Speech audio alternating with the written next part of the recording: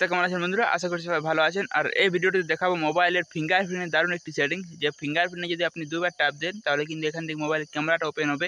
এবং আরও অনেক কিছু আছে মোবাইলে, যদি ক্যামেরা এবং মোবাইল নোটিফিকেশন বার এছাড়া আরও অনেক কিছু আছে, সেটা দেখাও ভিডিওটিতে। ভিডিওটি একটা লাইক করবেন, চ্যানেল সাবস্ক্রাইব করে পাই থাকবেন। তাহলে চলুন শুরু করা যায়।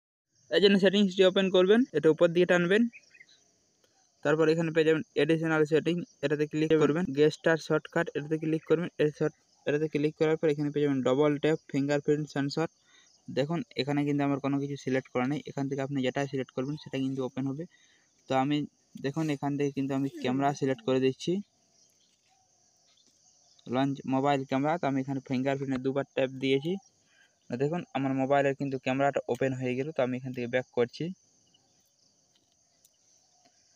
আবার এখান থেকে আমি অন্য একটা কিছু সিলেক্ট করছি। এখান থেকে নোটিফিকেশন সাইট, এখানে দুবার ট্যাপ দিচ্ছি না, এখানে নোটিফিকেশন সাইট চলে আসছে। এখানে আমি আবার এখানে স্লাইড মোড, যদি সাইলেন্ট মোড, যদি এখানে দুবার ট্যাপ করি তাহলে কিন্তু মোবাইলে সাইলেন্ট হয়ে যাবে, আবার দুবার ট্যাপ করলে কিন্তু সাইলেন্টটা অফ হয়ে যাবে।